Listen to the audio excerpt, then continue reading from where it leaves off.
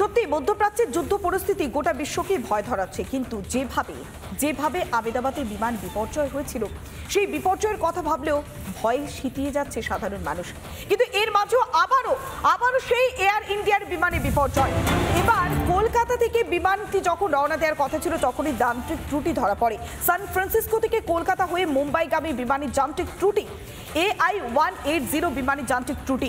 গতকাল রাত 12:45 কলকাতা বিমানবন্দরে অবতরণ করে বিমানটি। অবতরণের সময় বাঁদিকের ইঞ্জিনের যান্ত্রিক ত্রুটি ধরা পড়ে। বিমানটি রাত 2টোর সময় মুম্বাইয়ের উদ্দেশ্যে রওনা হওয়ার কথা ছিল। বর্তমানে বিমানটিকে বে-77-এ রাখা হয়েছে।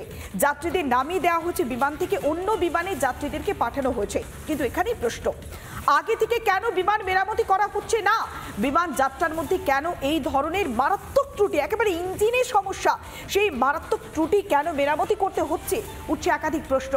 আমেদাবাদে যেভাবে বিমান বিপর্যয় হয়েছে তারপরেও কি শিক্ষা হচ্ছে না?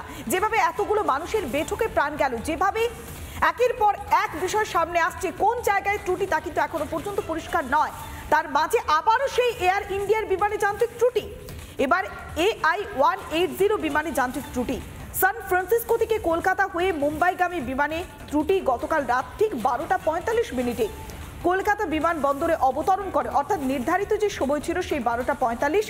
সান ফ্রান্সিসকো থেকে কলকাতায় বিমানটি অবতরণ করে, তারপরে মুম্বাই যাওয়ার কথা ছিল। কিন্তু যখনই অবতরণ করতে যায় তখনই বিমানটির বাঁদিকের ইঞ্জিনে যান্ত্রিক ত্রুটি ধরা পড়ে। তারপরে আর বিমানটিকে নিয়ে যাওয়া সম্ভব হয়নি। বে-77-এ এই বিমানটিকে রাখা হয়েছে এবং বিমানে যে যাত্রীরা ছিলেন তাদেরকে অন্য বিমানে করে মুম্বাই পাঠানো হয়েছে। কিন্তু প্রশ্ন এখানেই তৈরি হচ্ছে যে যাত্রাপথে কেন এই ত্রুটিগুলো ধরা পড়ছে? যাত্রাপথেই বা এই ত্রুটিগুলোকে মেরামতি কেন করতে হচ্ছে? আগে যখন বিমানগুলো রাখা থাকছে, যখন রানওয়েতে থাকছে বা অন্যান্য যে জায়গাগুলোতে বিমানগুলোকে রাখা হচ্ছে, সেখানে কেন বিমানগুলির যে ত্রুটি সেই ত্রুটি নজরে পড়ছে না? এই মুহূর্তে যে ছবি দেখাচ্ছি রিপাবলিক বাংলাতে এক্সক্লুসিভ, কলকাতা বিমানবন্দরে এই AI-180 এই বিমানটিকে রাখা হয়েছে বে-77-এ।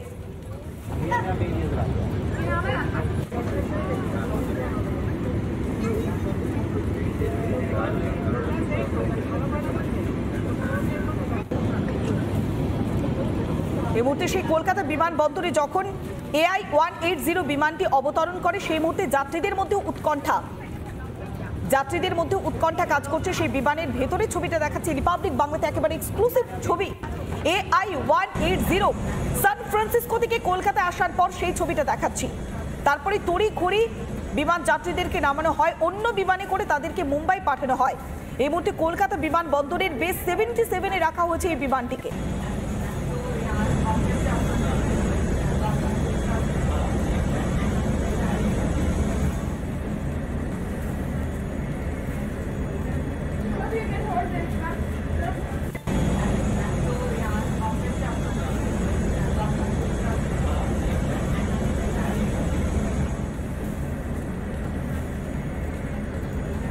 বারবার কাঠগোড়ায় এই এয়ার ইন্ডিয়ার বিমান।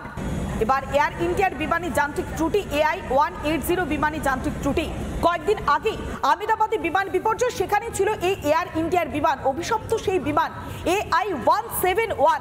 আমেদাবাদের সেই বিমানে একজন বাদ দিয়ে আর কোনো যাত্রীকেই বাঁচানো সম্ভব হয়নি। পাইলট, ক্রু মেম্বার এবং যাত্রী 241 জনের মৃত্যু হয়েছে। এবং যে সিভিল হাসপাতালে, হস্টেলে যেভাবে বিমানটি ধাক্কা মেরে বিস্ফোরণের ঘটনা ঘটে, সেখানেও প্রচুর চিকিৎসক পড়ুয়ার মৃত্যু হয়েছে, সাধারণ মানুষের মৃত্যু হয়েছে। কলকাতা বিমানবন্দরের অধিকর্তা তাপস অধিকারী আমাদের সঙ্গে টেলিফোনে রয়েছেন। আপনাকে স্বাগত জানাবো রিপাবলিক বাংলাতে। যে বারবার এয়ার ইন্ডিয়ার বিমান এইভাবে যান্ত্রিক ত্রুটির মুখোমুখি হচ্ছে, তাহলে এই ত্রুটি কি আগে সারানো যাচ্ছিল না? সান ফ্রান্সিসকো থেকে যখন যাত্রীদেরকে নিয়ে আসছিল কলকাতায়, তার মাঝেও তো দুর্ঘটনা ঘটতে পারতো। তাপস বাবু, আসলে একটা বড় দুর্ঘটনা থেকে আমরা সবে আমরা বেরিয়ে এসেছি, তাই সাধারণ মানুষের মনে একটা তো আতঙ্ক রয়ে গেছে। আর যারা পাইলট যারা আছেন, তারা যথেষ্ট অভিজ্ঞ, তাদের অভিজ্ঞতা নিয়ে কোনো সন্দেহ নেই।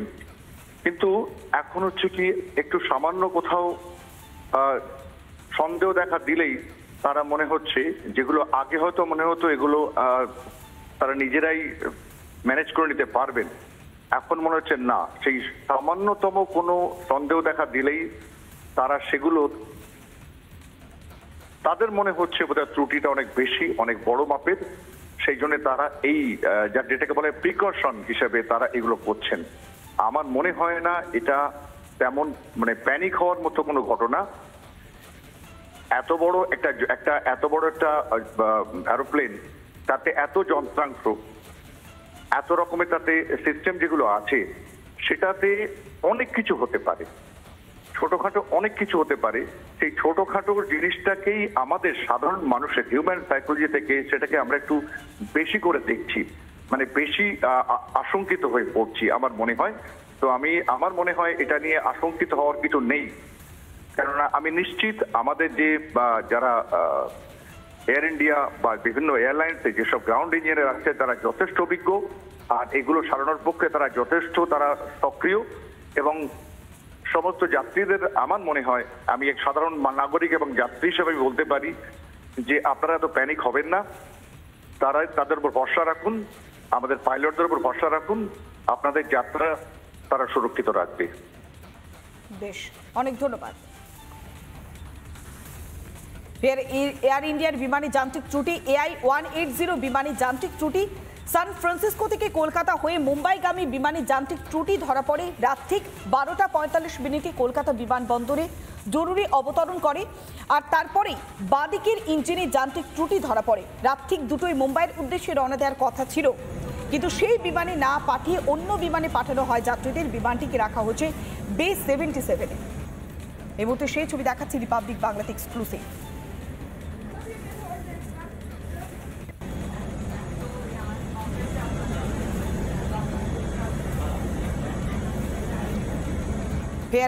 ফের এয়ার ইন্ডিয়ার বিমানে যান্ত্রিক ত্রুটি, AI-180 বিমানে যান্ত্রিক ত্রুটি। তবে বিমানবন্দর কর্তৃপক্ষের যিনি আধিকারিক তাপস অধিকারী, তিনি স্পষ্ট বলছেন যে এটা প্রিকশনের জন্য অন্য বিমানে পাঠানো হচ্ছে। ভয় পাওয়ার কিছু নেই, দক্ষ পাইলটরা রয়েছেন এবং সমস্ত বিষয় খতিয়ে দেখা হচ্ছে, তাই ভয় পাওয়ার কিছু নেই। যাত্রাপথ অত্যন্তই শুভ হবে এমনটি আশ্বস্ত বারবার তারা করছেন, কিন্তু সাধারণ মানুষের মধ্যে আতঙ্ক গ্রাস করছে। যেভাবে আহমেদাবাদে এয়ার ইন্ডিয়ার বিমান ভয়াবহ বিপর্যয়ের মুখোমুখি হলো, যেভাবে এতগুলো মানুষের বেঠকে প্রাণ গেল, তারপরে সত্যি আতঙ্ক গ্রাস করছে। নানা ধরনের কন্টেন্ট দেখার জন্য লাইক করুন, শেয়ার করুন আমাদের ফেসবুক পেজ, সাবস্ক্রাইব করুন আমাদের ইউটিউব চ্যানেল। পাশাপাশি অন্যান্য ব্রেকিং নিউজের জন্য অবশ্যই চোখ রাখুন রিপাবলিক বাংলায়।